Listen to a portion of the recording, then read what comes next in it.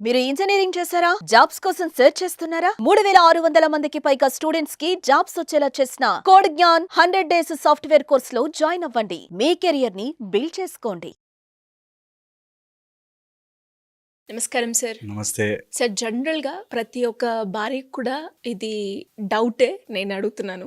ఏంటి అంటే, భర్త తనతో కాకుండా వేరే ఇంకొక స్త్రీతో కనుక మానసికంగా దగ్గరైనా ఫైనాన్షియల్ పరంగా షేర్ చేస్తున్నా అది చీటింగా కాదా సార్? అబ్సల్యూట్లీ, అసలు డౌటే లేదు. భార్యతో కాకుండా ఇంకా ఏ అమ్మాయితోనూ సన్నిహితంగా మానసికంగాను, శారీరకంగాను, ఫైనాన్షియల్గా గాను ఏ రకంగాను ఇంకొక అమ్మాయి వాడి జీవితంలోకి రాకూడదు. ఇది ఫిక్స్ అండ్ ఫైనల్. ఓకే, ఇందులో అసలు డౌటే లేదు. మనకేదో వెస్టర్న్ కల్చర్ నుంచి కొన్ని అప్పు తెచ్చుకుని నాకు నచ్చితే ఉంటాను, ఫ్రెండ్షిప్, మేము ఫ్రెండ్సే కానీ అలా కాదు, ఇవన్నీ నాన్ సెన్స్ అండి. అలా ఉండదు. ధర్మపత్ని ఒకసారి భార్య అయిపోయాక నువ్వు ఏది చేసినా సరే, ఇంకా మానసిక భార్యలు లేరు. ఓకే, ఓన్లీ ఒక్కటే, మనకి ఎప్పుడూ ఒకటే భార్య. వెరీ ఇంపార్టెంట్ ఇది. అండ్ ఎవరెవరితోనూ కంపేర్ చేస్తారు, వాళ్ళకి లేరా 3 భార్యలు, దేవుళ్ళకి లేరా 2 భార్యలు, టైప్లో నాన్ సెన్స్ అదంతా. దేవుళ్ళతో మనం కంపేర్ చేసుకోకూడదు. Very important. అండ్ ఎవరైనా సరే భార్యనే ఇంపార్టెంట్, భార్యనే ఇంపార్టెంట్. ఇంకొక there is no other option at all. Okay, so వేరే వాళ్ళకి, వేరే అమ్మాయికి నీ జీవితంలో స్థానము లేదు. అందరు అలా దూరంగా ఉంటారంతే. ఓకే, ఇది వెరీ ఇంపార్టెంట్. అసలు బై బర్త్ ఇది గుర్తుపెట్టుకోవాలి. లేదా అలా లేదు, నేను ఎవరికైనా నేను వేరే అమ్మాయితో దగ్గర అవుతాం, వేరే అమ్మాయి అంటే ఇక డైవర్స్ ఇచ్చేసి దీన్ని తెంపుకొని, నేను చెప్తున్నాను కదా, ఒక అమ్మాయితో బాండ్ అనేది, ఒక పెళ్ళి అనేది ఎన్నో రకాల కార్మిక బంధనాలు. అవి చాలా పెద్ద బంధం. అది ఎప్పుడైతే ఇలాంటి కార్మిక బంధాలు చేసినప్పుడు దోషము చేస్తామో, దట్ విల్ లీడ్ టు ఎనలేని పాపం అన్నమాట. పాపం, మనకి పాపం అంటే చాలా రకాలుగా చెప్తుంటారు. మెయిన్ పాపం ఏంటి తెలుసా? అజ్ఞానమే పాపం. ఇది తెలియకపోవడమే పాపం. ఈ తెలియకపోవడమే ఏం పాపం అంటే, నేను నమ్మి ఒక భార్యగా నేను ఒప్పుకున్నాక నాకు వేరే స్త్రీతో సంబంధమే లేదు. ఇది వెరీ ఇంపార్టెంట్, చాలా ఇంపార్టెంట్.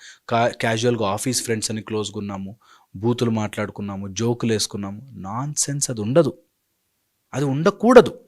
ఎంత త్వరగా అందులోంచి బయటకు వస్తే అంత మంచిది. ఒకవేళ అలాంటిది ఏదైనా అట్రాక్షన్ వస్తుంది అంటే, బాబు వద్దు నాకు అని పరదా వేయడం చాలా ఇంపార్టెంట్.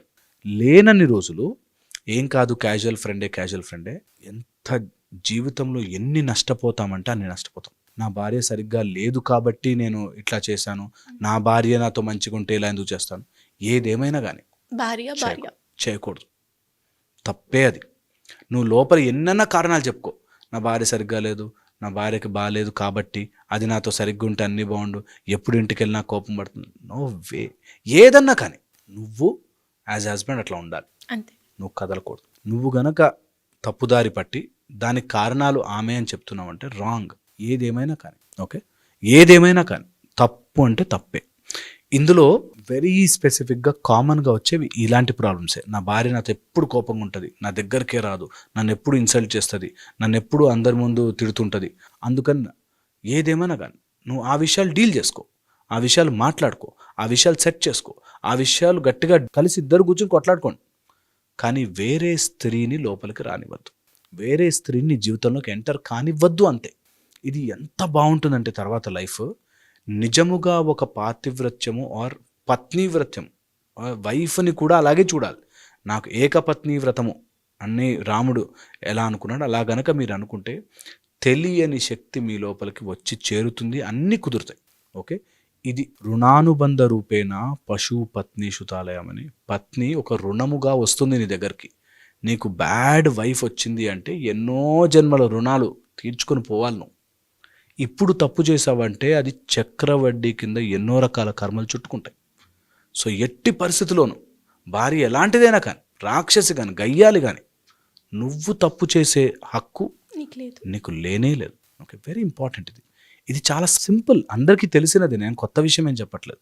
అయినప్పటికీ దీనికి ఒక సిస్టమ్ ఉంది. నీకు నిజంగా అలా నచ్చలేదు, కొన్ని కుదరలేదు, తప్పలేదు, డైవర్స్ ఇవ్వు, లీగల్గా సెపరేట్ అవ్వు, దెన్ వేరే.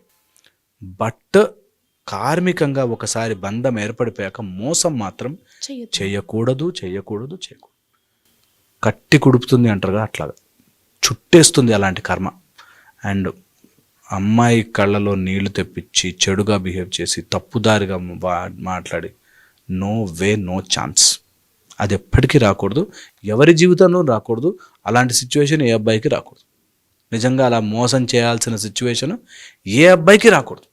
అది ఒక కర్మ అంతే. దాన్ని ఎంత త్వరగా మనం వదిలించుకోగలిగితే అంత మంచిది. అలా ఎప్పుడు అనిపించినా నా భార్య చాలా మోసం చేస్తుంది, లేకపోతే వేస్ట్గా ఉంది, దాని వేరే అమ్మాయి జోలికి వెళ్ళొద్దు. నీ లోపలే శక్తిని స్వరూపంగా మార్చుకో.